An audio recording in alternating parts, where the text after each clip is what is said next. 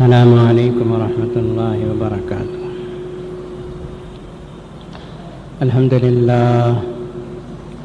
الحمد لله نحمده ونستعينه ونستغفره ونؤمن به ونتوكل عليه ونعوذ بالله من شرور أنفسنا ومن سيئات أعمالنا. من يهده الله فلا مضل له ومن يضلله فلا هادي له. ونشهد أن لا إله إلا الله وحده لا شريك له. ونشهد أن سيدنا ونبينا ومولانا محمدا عبده ورسوله. قال الله تبارك وتعالى: أعوذ بالله من الشيطان الرجيم. بسم الله الرحمن الرحيم. يا أيها الذين آمنوا اتقوا الله ولتنظر نفس ما قدمت لغد واتقوا الله إن الله خبير بما تعملون. صدق الله مولانا العظيم. وقال النبي صلى الله تعالى عليه وسلم: بعثت أنا والساعة كهاتين، أو كما قال عليه الصلاة والسلام. محترم حاضرین، قرآن مجید کی جو آیت شریفہ اس وقت میں نے آپ کے سامنے تلاوت کی ہے، یہ قرآن مجید کی ان سینکڑوں بلکہ ہزاروں آیات شریفہ میں سے ہے جن آیات میں اللہ تبارک و تعالی نے قیامت کا منظر بیان فرمایا ہے۔ آپ کو پتہ ہونا چاہیے کہ قرآن مجید میں 5 مضامین ایسے ہیں جن پر زیادہ زور دیا گیا اور جن کے بارے میں آیت شریفہ زیادہ اتری ہے۔ جیسے توحید کا مضمون ہے، اللہ ایک ہے، اللہ کا کوئی شریک نہیں، اس کا کوئی ساجی نہیں، اللہ ہی نے اس آسمان و زمین کو پیدا کیا اور اللہ تبارک و تعالی ہی اکیلے اس نظام کو چلا رہے ہیں، اس کے چلانے میں کوئی اس کا شریک نہیں، کوئی ساجی نہیں۔ وحدہ لا شریک لہ ہے، قل هو اللہ احد اللہ الصمد لم یلد ولم یولد ولم یکن لہ کفوا احد۔ جس کو سورہ اخلاص کہتے ہیں، توحید کی صورت اس کو کہا جاتا ہے۔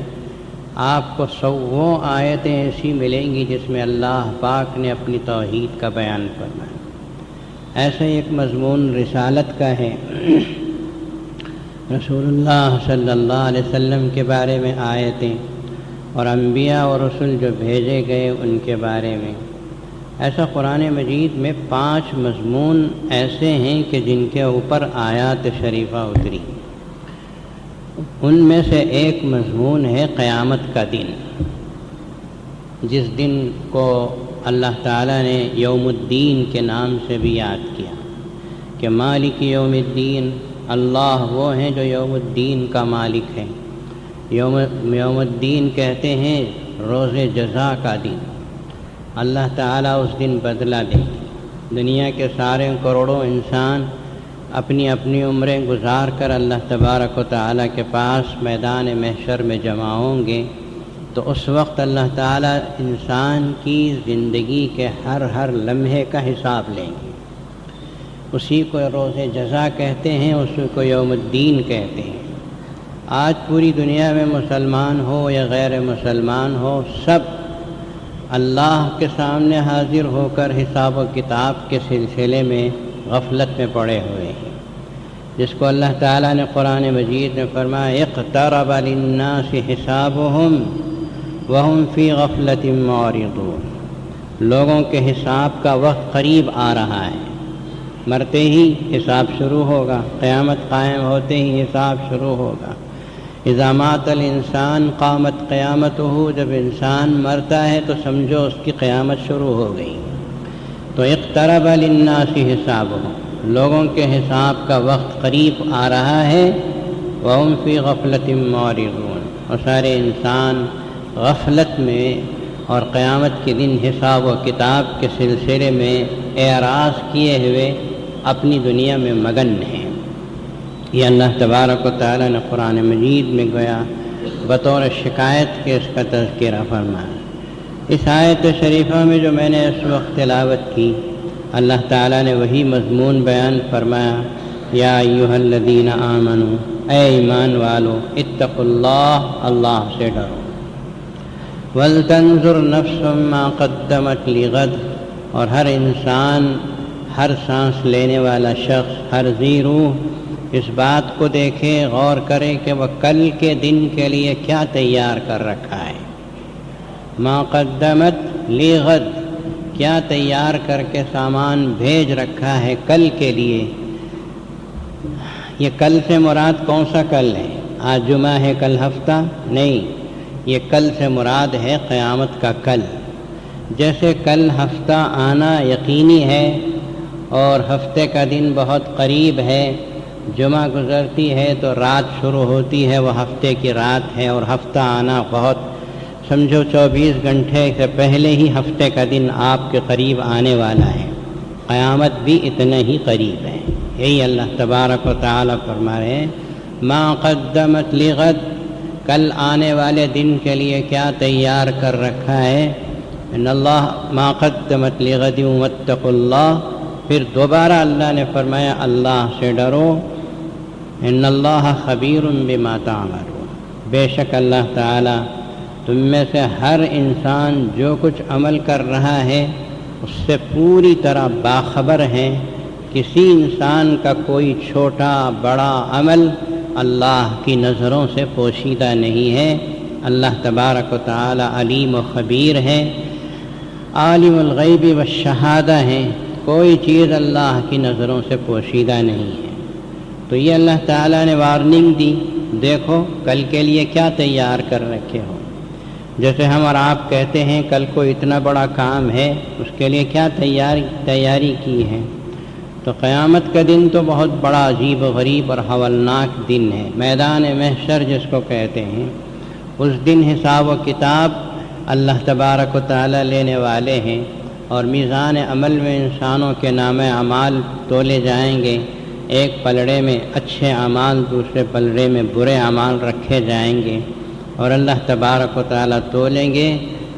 جس کا فمن ثقلت موازینہ فہو فی عیشۃ راضیہ، جس کے نیکیوں کا اعمال بھاری پڑ گیا وہ بہت ہی اپنی پسندیدہ مزے کی زندگی میں، عیش کی زندگی میں رہے گا، اور جس کا پلڑا ہلکا پڑ گیا اور برے اعمال بھاری پڑ گئے، اس آدمی کے لیے فرمایا کہ ومن خفت موازینہ فامہ ہاویہ، اس کا ٹھکانہ ہاویہ ہوگا۔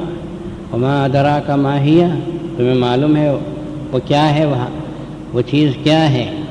وہ جو فرمایا کہ ٹھکانہ اس کا، وہ اس ٹھکانے کے بارے میں اللہ تعالی نے سوال کر کے بتایا کہ ومن خفت موازینہ فامہ ہاویہ، یہ ہاویہ کیا چیز ہے؟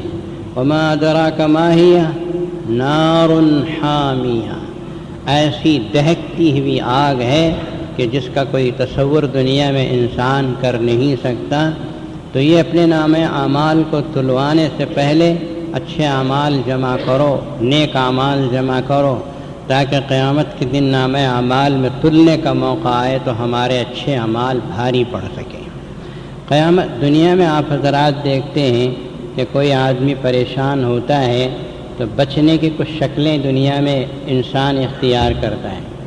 ایک شکل تو یہ ہے کہ آپ کا کوئی بھائی کوئی دوست پریشان ہے تو دوسرا آدمی اس کی مدد کرتا ہے، پریشانی سے اس کو چھٹکارا مل جاتا ہے۔ دوسری شکل یہ ہے کہ کوئی آدمی سفارش کرتا ہے، تعلق تو نہیں ہے لیکن سفارش کرے گا تو پریشانی ختم ہو جائے گی۔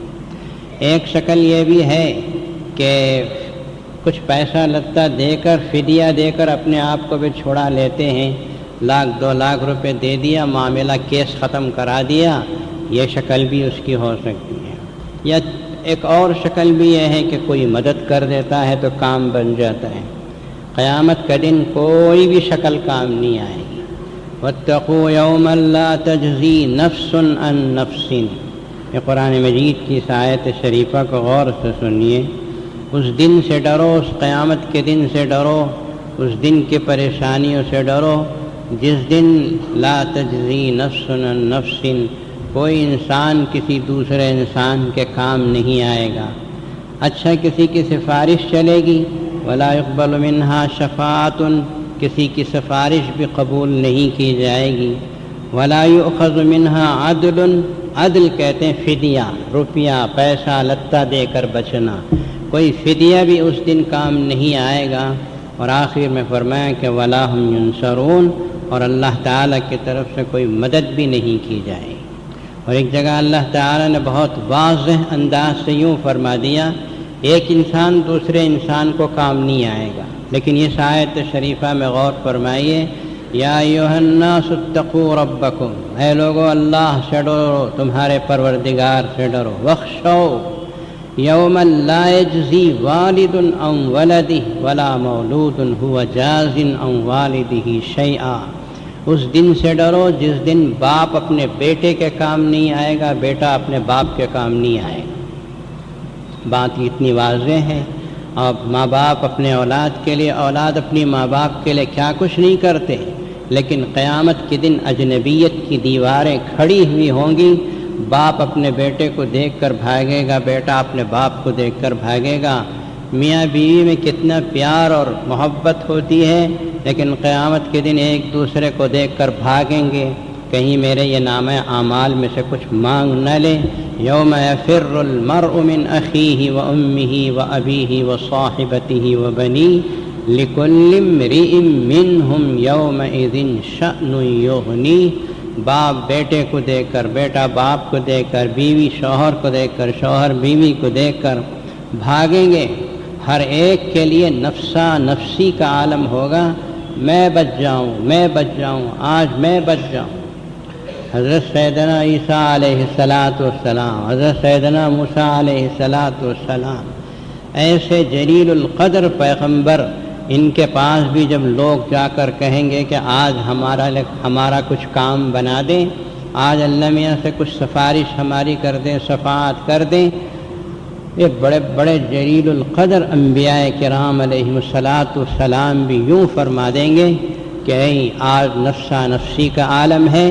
نفسی نفسی اس کا مطلب ہے میں اپنی جان کو بچا لوں کافی ہے۔ نفسی نفسی کا مطلب ہے میں اپنے آپ کو بچا لوں کافی ہے، تم اب تمہارا کام جانو، میں میرا کام جانوں۔ ایک محمد الرسول اللہ صلی اللہ علیہ وسلم ہے جو یوں فرمائیں گے کہ ہاں میں سفارش کروں گا، میں شفاعت کروں گا، شفاعت آپ کو دی جائے گی۔ قرآن و حدیث سے یہ ثابت ہے کہ رسول اللہ صلی اللہ علیہ وسلم مقام محمود پہ شفاعت کریں گے، لیکن شفاعت کن کو ملے گی؟ یہ ہے سوال۔ ہم جیسے، تم جیسے، ہمارے جیسے غلط لوگوں کو مل جائے گی جو گناہوں میں مبتلا ہوں، جان بوجھ کر گناہ میں مبتلا ہوں اور بے جانے شرک کے کام کرتے چلے جا رہے ہوں۔ ہم میں پتہ نہیں کتنے ایسے شرک میں مبتلا ہیں، کتنے ایسے ہیں جو چھوٹے اور بڑے شرک کے کاموں میں مبتلا ہیں، کتنے ایسے ہیں جو گناہ کبیرہ میں مبتلا ہیں۔ ہم اگر شفاعت کی امید رکھیں گے تو یہ بے وقوفی اور خام خیالی ہے۔ اچھے اعمال کرو، اللہ سے ڈرو، پھر امید رکھو اللہ تبارک و تعالیٰ سے کہ اللہ تعالیٰ اجازت دے دیں گے رسول اللہ صلی اللہ علیہ وسلم کو کہ میری سفارش کریں، وہ بھی اللہ کی اجازت ہی سے ہوگا۔ تو نفسی نفسی کا عالم ہے۔ یا ایھا الناس اتقوا ربکم واخشوا یوما لا یجزی والد عن ولدہ ولا مولود هو جاز عن والدہ شیئا ان وعد اللہ حق، بے شک اللہ کا وعدہ سچا ہے، قیامت آ کر رہے گی، قیامت کے دن حساب و کتاب ہوگا، تم سب مر کے زمین میں دفن ہو کر ہزاروں سال گزر چکے ہوں گے، لیکن جب اسرافیل علیہ السلام سور پھونکیں گے تو سب کے سب اپنی قبروں سے اٹھ کر میدان محشر کی طرف چلیں گے۔ تو یہ ہے ان وعد اللہ حق فلا تغرنکم الحیات الدنیا، یہ دنیاوی زندگی تم کو دھوکے میں نہ ڈالے، ولا یغرنکم باللہ الغرور، اور اللہ کے سلسلے میں تم کو دھوکہ باز دھوکہ نہ دے۔ یہ دھوکہ باز شیطان کو کہا ہے، یہ شیطان بہت بڑا دھوکہ باز ہے۔ ابھی تو عمر پڑی ہے، ابھی تو بہت لمبی عمر ہے، ابھی تو نوجوانی ہے، ابھی تو میں گھٹ مٹ ہوں، ابھی کہاں مرنے والا ہوں، جب مروں گا تو مرنے کا قریب وقت آئے گا تو توبہ اللہ کر لوں گا، یہ سوچتے ہوئے دھوکے میں پڑے رہو گے، پتہ نہیں آخری سانس کب ختم ہوگی اور تمہاری قیامت قائم ہو جائے گی۔ قیامت کے دن قیامت قائم ہوگی، سور پھونکیں گے اسرافیل علیہ السلام، تب قیامت قائم ہوگی۔ رسول اللہ صلی اللہ علیہ وسلم نے علامات قیامت بیان فرمائے، جس میں بہت سے ظاہر ہو چکے ہیں اور بہت سے ظاہر ہونے والے ہیں۔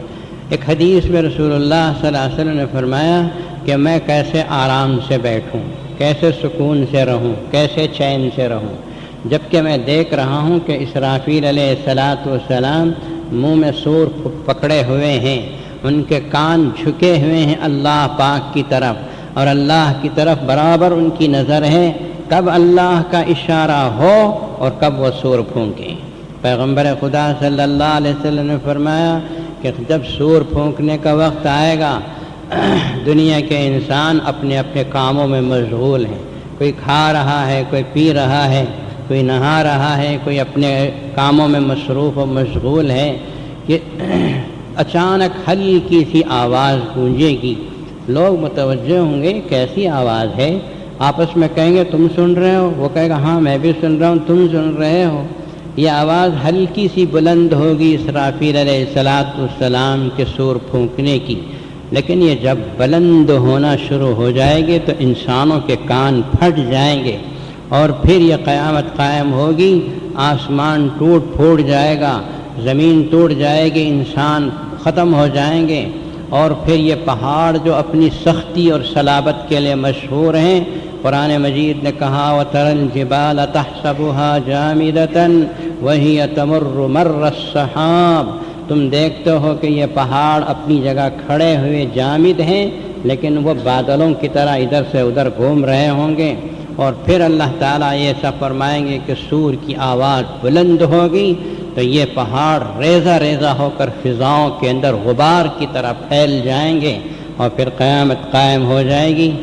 بڑے بڑے فرشتے زندہ ہیں، ان کو بھی اللہ تبارک و تعالیٰ موت طاری کر دیں گے، یہ اسرافیل، یہ جبریل، یہ میکائیل، یہ اسرائیل، سب کے اوپر اللہ تبارک و تعالیٰ موت قائم فرما دیں گے، کائنات میں کوئی باقی نہیں رہے گا، اور اللہ تعالیٰ اس وقت وہ آواز دیں گے جو قرآن مجید میں موجود ہے، لمن الملک اليوم، لمن الملک اليوم، آج کس کی بادشاہت ہے، کوئی ہے تو اٹھیں دعویٰ کریں، لمن الملک اليوم، کوئی زندہ ہوگا تو نہ اٹھے گا بولے گا، 40 سال تک یہ آواز گونجتی رہے گی، لمن الملک اليوم، ہے آج کوئی بادشاہ جس کی بادشاہت کا اعلان ہو، اور جب 40 سال تک اس آواز کا جواب دینے والا کوئی نہیں ہوگا، ہوگا بھی نہیں، پھر اللہ تعالیٰ خود ہی فرمائیں گے للہ الواحد القہار، بادشاہت تو آج صرف اس ایک اللہ کے لیے ہیں جو ایک اکیلا ہے اور ہر چیز کے اوپر غالب ہے۔ پھر دوسرا سور جب پھونکا جائے گا، فَإِذَا نُفِخَ فِي الصُّورِ، جب دوسرا سور پھونکا جائے گا تو انسان اٹھیں گے، اپنی اپنی قبروں سے سروں پر سے مٹی جھاڑتے ہوئے اٹھیں گے، اور قیامت کے دن قیامت میں میدان محشر کی طرف حساب و کتاب کے لیے چلیں گے۔ یہ جو زندگی ہم اور آپ جی رہے ہیں یہ دنیاوی زندگی ہے، اس کی مدت متعین ہے، 60 سال، 70 سال، 100 سال، اس سے زیادہ تو کوئی جیے گا نہیں، اس سے زیادہ کوئی جیتا ہے تو اخبار میں آ جاتا ہے فلاں صاحب سنچری پار کر کے اتنا جی رہے ہیں، 100 سال فلاں صاحب کے ہو گئے، اس سے زیادہ تو آپ اور ہم جینے والے نہیں ہیں۔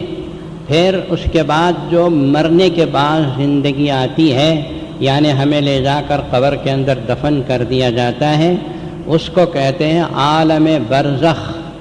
یہ قبر کی زندگی کو عالم برزخ کہتے ہیں۔ یا اللہ تبارک و تعالی دفن ہوتے ہی سب سے پہلے 3 سوالات کرائے جاتے ہیں، فرشتوں کے ذریعے سے اللہ تعالیٰ کراتے ہیں۔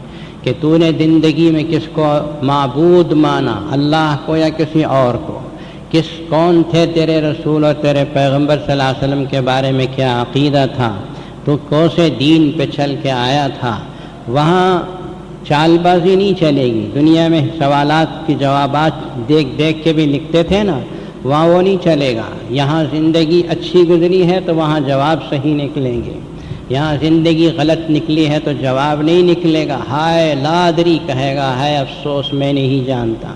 جو جواب دے دیا اس کے لیے جنت کی کھڑکیاں کھل گئیں اور وہ مزے میں رہے گا، اور اس سے کہا جائے گا نم کنومت العروس، سو جا ایسے کہ نئی نویلی دلہن سوتی ہے اور آرام کرتی ہے۔ لیکن جس کی زبان سے ہائے لادری نکل جائے، افسوس کہ میں نہیں جانتا، اس کا بیڑا غرق ہو جائے گا، اس کے اوپر عذابات مسلط کیے جائیں گے، فرشتے گرز لے کے ماریں گے، اور پھر کیا کیا پریشانیاں ہوں گی۔ اللہ تبارک و تعالی ہم سب کی حفاظت فرمائے۔ قبر کا مسئلہ بڑا خطرناک مسئلہ ہے، اللہ سے دعا کیجئے کہ اللہ تعالی ہم سب کو عذاب قبر سے بچائے۔ رسول اللہ صلی اللہ علیہ وسلم ایک مرتبہ گھر تشریف لائے تو اماں عائشہ کو دیکھا کہ پریشان بیٹھی ہیں، سر پہ ہاتھ لگائے ہوئے۔ حضرت عائشہ کو چہرہ اترا ہوا دیکھ کر رسول اللہ صلی اللہ علیہ وسلم پریشان ہو گئے۔ ہاں، کوئی بھی شریف مرد اپنی بیوی کا چہرہ اترا ہوا دیکھ کر پریشان ہوتا ہے۔ آپ نے پوچھا عائشہ کیا بات ہے، کیوں پریشان ہو؟ کہا یا رسول اللہ صلی اللہ علیہ وسلم، ابھی ایک یہودی عورت آئی تھی، میں نے اسے کچھ صدقہ دیا تو اس کی زبان سے یہ جملے نکلے کہ اللہ تم کو عذاب قبر سے بچائے۔ یا رسول اللہ یہ عذاب قبر کیا ہے، یہ بھی کوئی چیز ہے؟ تو پیغمبر صلی اللہ علیہ وسلم کی آنکھوں سے آنسو نکل پڑے، فرمایا ہاں عائشہ، عذاب قبر حق ہے، عذاب قبر حق ہے۔ اس کے بعد کسی بھی نماز میں نے رسول اللہ صلی اللہ علیہ وسلم کو یہ دعا چھوڑتے ہوئے نہیں پایا، ہمیشہ آپ دعا کرتے تھے اللہم انی اعوذ بک من عذاب القبر، اے اللہ میں عذاب قبر سے پناہ مانگتا ہوں۔ کہاں امام الانبیاء اور کہاں عذاب قبر؟ آپ کے لیے عذاب قبر کا کوئی تصور ہے؟ زمین کو فخر ہے کہ میرے سینے میں محمد رسول اللہ آرام کر رہے ہیں، عذاب قبر کا تصور تک رسول اللہ کے لیے نہیں ہے۔ وہ تو ہم کو اور آپ کو سکھانے کے لیے دعا کی ہے، دعا مانگا کرو اللہم انی اعوذ بک من عذاب القبر۔ صحابہ کرام فرماتے ہیں ایک مرتبہ رسول اللہ صلی اللہ علیہ وسلم نے عذاب قبر کا نقشہ کھینچا تو مسلمانوں کی چیخیں نکل گئیں، اور پیغمبر صلی اللہ علیہ وسلم نے فرمایا کہ عذاب قبر سے ہمیشہ پناہ مانگا کرو۔ جو آدمی قبر میں سوال جواب سے پار ہو گیا وہ آخرت کی ساری منزلوں سے پار ہو گیا، اور جو یہاں اٹک گیا پھر اس کے بعد کسی منزل میں وہ کامیاب نہیں ہو سکتا۔ تو یہ جو خبر کا منظر ہے اس کو کہتے ہیں عالم برزخ۔ اس کے بعد تیسرا جو شروع ہوتا ہے وہ قیامت کا دن ہے، یوم الحساب ہے۔ آپ کو معلوم ہونا چاہیے کہ قیامت کے بارے میں اللہ تعالیٰ نے قرآن مجید میں سینکڑوں آیات شریفہ اتاری، اور قیامت کے لیے کئی نام ایسے دیے ہیں جو قرآن مجید میں موجود ہیں۔ اسے یوم القیامہ بھی کہا، اسے یوم الحساب بھی کہا، یہ یوم الجزا بھی ہے، یوم الدین بھی ہے۔ اس کو قرآن مجید میں الحاقہ کبھی کہا، اس کو قرآن مجید میں القارعہ کہا۔ تقریباً 60 یا 70 نام تو ہم نے آج کے جو مجلہ شائع ہو رہا ہے اس میں آیتوں کے حوالے سے ہم نے اس میں جمع کیے ہیں۔ یہ بڑا خطرناک دن ہے، بڑا ہی خطرناک دن ہے، مسلمانوں کو اس سے غفلت نہیں کرنا چاہیے۔ ہمارا ایمان ہے قیامت کے اوپر، مرنے کے بعد اٹھائے جانے پر، اللہ کے سامنے حاضر ہو کر حساب و کتاب دینے پر ہمارا ایمان ہے۔ جب ایمان ہے تو ہمیں اس کی تیاری کرنی ہے، اس کے لیے ڈرنا ہے۔ وَلْتَنْظُرْ نَفْسٌ مَا قَدَّمَتْ لِغَدٍ، ذرا دیکھو کل کے لیے کیا تیاری کر رکھی ہے، کچھ تو اچھے اعمال ہیں کہ کل قیامت کے دن اللہ میاں کے سامنے پیش کر سکیں کہ یا اللہ یہ تھوڑا سا ہے، اسے قبول کر کے معاف کر دے۔ تھوڑا بھی نہ ہو تو کیسے ہو سکتا ہے، تھوڑا بھی نہ ہو تو کیسے ہو سکتا ہے۔ قیامت کا دن بڑا خطرناک دن ہے۔ حدیث میں آیا رسول اللہ صلی اللہ علیہ وسلم نے فرمایا قیامت کے دن اللہ تبارک و تعالی حساب لینے پر آئیں گے، تو حساب جب لیں گے تو جس شخص دو طرح سے ہے کہ ایک تو حساب پوری طرح کھود کرید کے حساب لیں اور ایک یہ ہے کہ آسان حساب لیں۔ جس کا حساب آسان لے لیا گیا اس کے بارے میں رسول اللہ صلی اللہ علیہ وسلم نے فرمایا کہ وہ بیڑا پار، اس کا تو آسان ہو گیا، جنت میں جائے گا۔ لیکن جس کا حساب بہت سختی سے لیا جائے گا وہ کتنا بھی بڑا سے بڑا ولی کیوں نہ ہو اللہ کے عذاب سے بچ نہیں سکتا۔ ایک مرتبہ حضرت عائشہ صدیقہ رضی اللہ عنہا کی مشہور روایت ہے، حضرت عائشہ صدیقہ رضی اللہ تعالی عنہا، دو روایتیں ہیں۔ ایک روایت یہ ہے کہ پیغمبر صلی اللہ علیہ وسلم نے حضرت عائشہ رضی اللہ عنہا فرماتی ہیں کہ میں نے آپ صلی اللہ علیہ وسلم کو دعا کرتے ہوئے سنا تہجد کی نماز میں، اللہم حاسبنی حسابا یسیرا، اے اللہ میرا حساب آسان لے لے، اے اللہ میرا حساب آسان لے لے۔ تو نماز فجر کے بعد جب رسول اللہ صلی اللہ علیہ وسلم کمرہ آئے، گھر آئے، تو میں نے اللہ کے نبی سے پوچھا، یا رسول اللہ یہ آسان حساب کیا ہے جو آپ مانگ رہے تھے؟ یہ آسان حساب لے لے، کیا ہے آسان حساب؟ تو حضور پاک صلی اللہ علیہ وسلم نے فرمایا کہ عائشہ قیامت کے دن حساب آسان لے لے، اس کا مطلب یہ ہے کہ اللہ تبارک و تعالیٰ کسی بندے کو بلائیں گے، اس کا سارا نام اعمال کھلا ہوا ہوگا اور اللہ تعالیٰ ایک نظر اس طرح ڈالیں گے اور ڈال کے فرمائیں گے کہ جہاں ہم نے تجھے معاف کیا، اور پھر اس کے بعد اللہ تعالیٰ اس کے نام اعمال کو لپیٹ کے اسے جنت میں بیٹھیں۔ یہ حساب آسان ہے، حساب آسان ہو گیا۔ اور جس کا حساب اللہ تعالیٰ آسان نہ لے، سخت لے، اس کے بارے میں رسول اللہ صلی اللہ علیہ وسلم نے فرمایا کہ عائشہ جس کا حساب سخت لیا جائے گا، ہلاکا، وہ آدمی ہلاک ہو کر رہے گا، وہ آدمی اللہ کے عذاب سے بچ نہیں سکتا، گرفتار ہوئے بغیر نہیں رہ سکتا۔ اسی لیے رسول اللہ صلی اللہ علیہ وسلم نے فرمایا اللہ سے آسان حساب مانگو، قیامت کے دن اللہ آسان حساب لے۔ رسول اللہ صلی اللہ علیہ وسلم کے ہمارے اوپر بڑے احسانات ہیں، وہاں اللہ کے رسول موجود ہوں گے، وہاں مقام محمود پہ آپ صلی اللہ علیہ وسلم موجود ہوں گے۔ حضرت علامہ اقبال نے اپنے ایک فارسی شعر میں یوں کہا ہے کہ یا اللہ قیامت کے دن میرا حساب لینا ہے تو آسان لے لے، آسان حساب لے لے، میرا بیڑا پار فرما دے، اور اگر اے اللہ تو اگر میرا حساب آسانی سخت ہی لینا چاہتا ہے تو ایسا کر یا پروردگار کہ محمد الرسول اللہ صلی اللہ علیہ وسلم کی نگاہوں سے چھپا کے لے لے، اس لیے کہ میں آپ کے سامنے شرمندہ نہیں ہونا چاہتا کہ یہ میرا امتی جس کے لیے میں رات بھر کھڑے ہو کے دعائیں کرتا تھا، ایسے برے برے اعمال لے کے یہاں اللہ کے سامنے آیا، میرے سامنے آیا، اس شرمندگی سے میں بچنا چاہتا ہوں، یا اللہ میرا حساب رسول اللہ صلی اللہ علیہ وسلم کے سامنے نہ لے۔ تو یہ حضرت علامہ اقبال کا احساس تھا جو میں سمجھتا ہوں کہ ہر مسلمان کا احساس ہونا چاہیے کہ ہمارے آقا محمد رسول اللہ صلی اللہ علیہ وسلم کے سامنے ہم سب کو شرمندہ نہ ہونا پڑے۔ ہم بھی دعا کرتے ہیں یا اللہ ہمارا حساب آسان لے لے، آسان ہی لے لے، اور اگر حساب لینا ہے تو ہم نہیں کہیں گے ہمارا حساب آسان لے لے، بس یہی ہم آپ سے مانگتے ہیں یا اللہ، اس کے علاوہ اور کچھ نہیں مانگتے۔ تو حضرت عائشہ سے فرمایا یہی آسان حساب ہے کہ اللہ تعالیٰ معاف کر دیں گے، جنت میں بھیج۔ پھر حضرت عائشہ صدیقہ رضی اللہ عنہا کی ایک دوسری روایت ہے کہ پیغمبر صلی اللہ تعالیٰ علیہ وسلم نے ایک مرتبہ حضرت عائشہ صدیقہ رضی اللہ تعالیٰ عنہا رو رہی تھی کمرے میں بیٹھ کر اپنے حجرے میں، تو حضور پاک صلی اللہ علیہ وسلم کو بہت محبت تھی حضرت عائشہ سے، اور اپنی ساری بیویوں میں بہت زیادہ چاہتے تھے۔ تو حضرت عائشہ صدیقہ رضی اللہ عنہا سے فرمایا کہ یا رسول اللہ، اے عائشہ تم رو کیوں رہی ہو؟ کہا یا رسول اللہ قیامت کے دن کے حساب و کتاب اور جہنم کی آگ اور اللہ کے عذابات کو یاد کر کے رو رہی ہوں، پتہ نہیں ہمارا حال قیامت کے دن کیا ہوگا۔ یہ وہ شخصیتیں ہیں جن کو جنت ان پہ ناز کرتی ہے، لیکن یہ اللہ کے عذاب سے، اللہ کے خوف سے روتے ہیں۔ تو حضور پاک صلی اللہ علیہ وسلم نے ارشاد فرمایا عائشہ روتی کیوں ہو؟ اللہ سے مانگو، اللہ تبارک و تعالیٰ کے لیے عمل کرو، اللہ تعالیٰ تم کو اپنی رحمت سے نوازے گا۔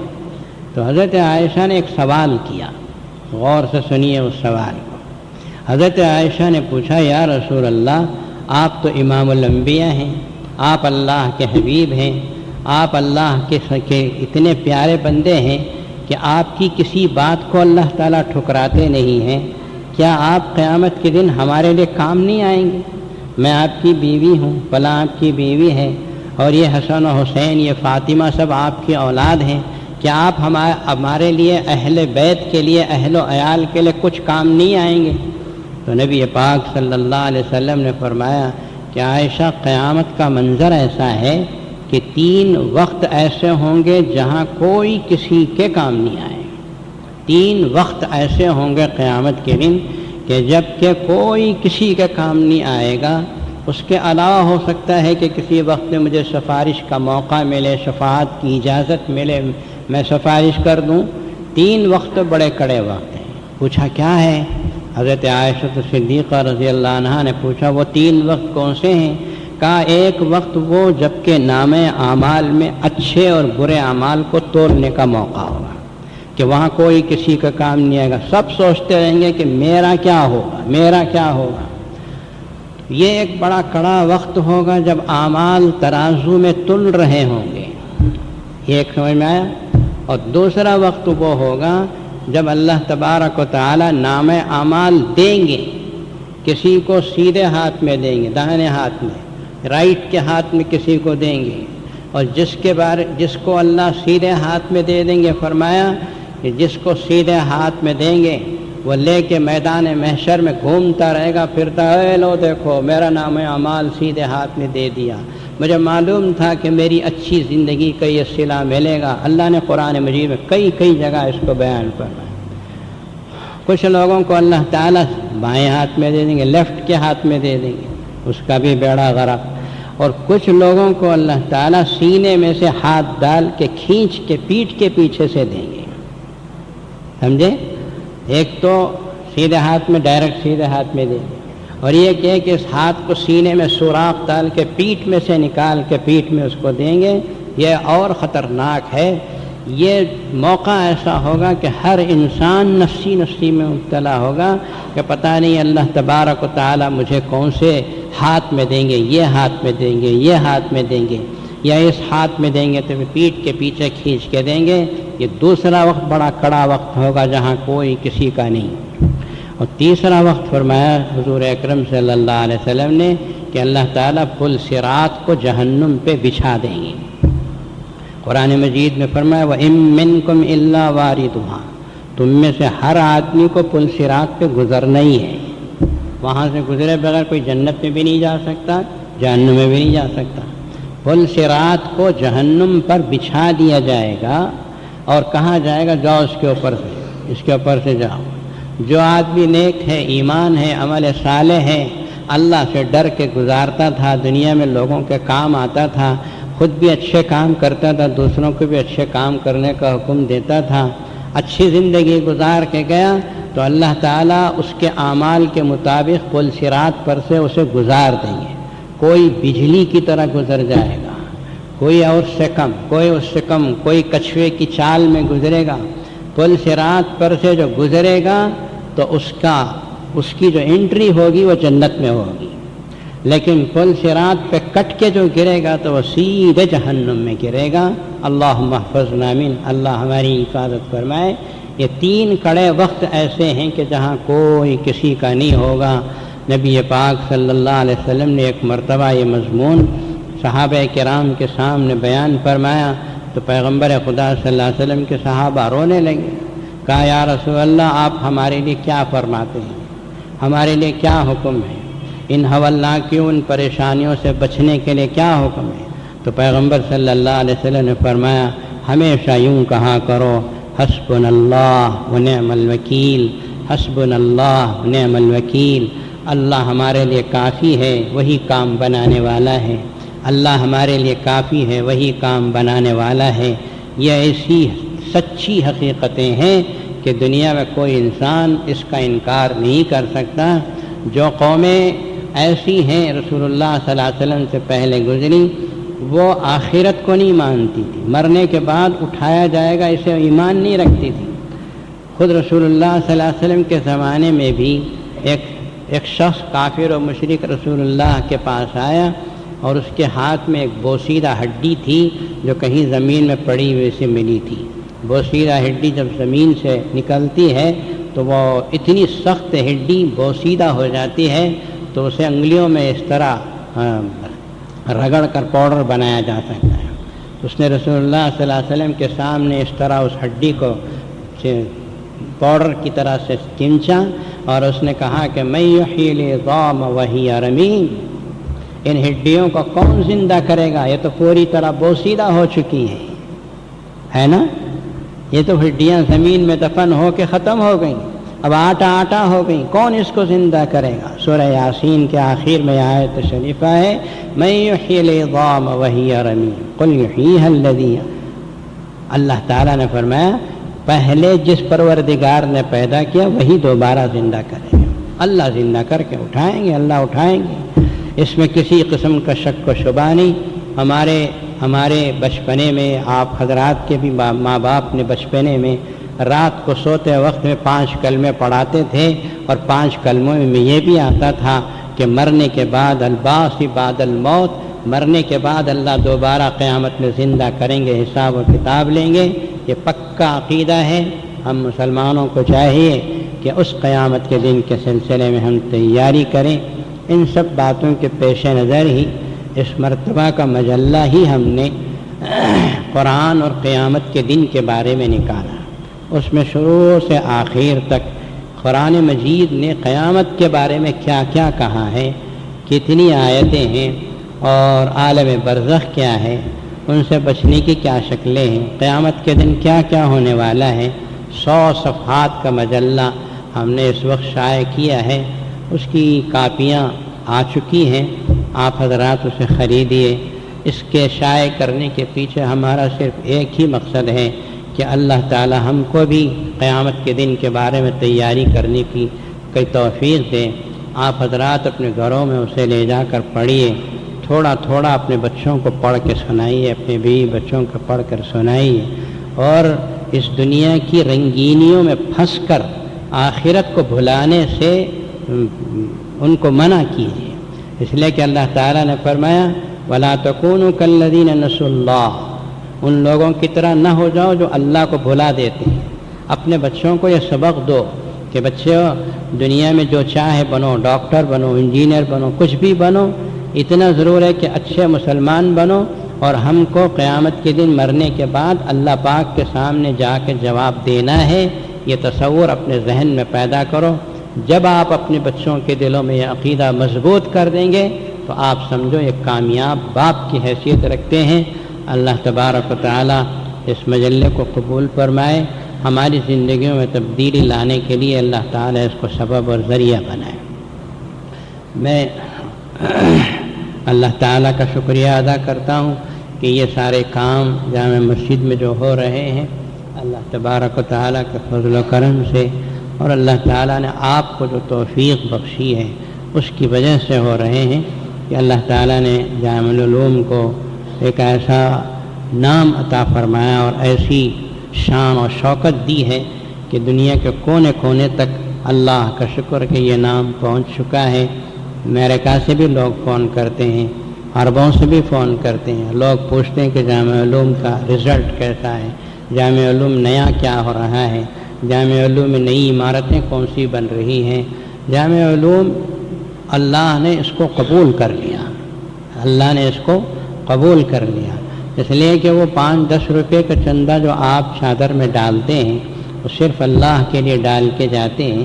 جو کام اللہ کے لیے کیا جاتا ہے اللہ تبارک و تعالیٰ اپنی رحمت میں اسے لے لیتے ہیں اور اس کو ترقی عطا فرماتے ہیں۔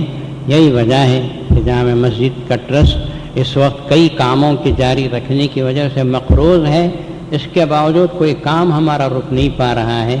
آپ حضرات کی مدد، نصرت و اعانت ایسے ہی جاری و ساری رہے تو ہم سمجھتے ہیں کہ اللہ تبارک و تعالیٰ ایک نہ ایک دن ایسا آئے گا، اور ضرور آئے گا، کہ جامع العلوم ایک یونیورسٹی کی شکل اختیار کر جائے اور اللہ تعالیٰ اسے جو ہندوستان بھر کو فائدہ پہنچ رہا ہے، جامع العلوم کے ذریعے سے پوری دنیا کے مسلمانوں کو فائدہ پہنچے۔ اللہ تبارک و تعالی آپ حضرات کی مدد و نصرت و اعانت کو شرف قبولیت عطا فرمائے، اس کو قبول فرما کر عالم اسلام کے لیے خیر کے فیصلے فرمائے، ہندوستان میں امن اور امان قائم فرمائے۔ جو حکومت ہندوستان میں قائم ہوئی، اللہ تعالیٰ اپنے فضل و کرم سے اس کو طاقت دے، قوت دے، اور ہندوستان میں امن و امان کو قائم رکھنے کی توفیق دے، اور اللہ تعالیٰ ہماری اولاد و افراد کو اسلام و قرآن سے وابستہ فرما دے۔ مرنے کے بعد اللہ تعالیٰ اس کو ذریعہ نجات بنائے۔ وآخر دعوانا الحمد للہ رب العالمین۔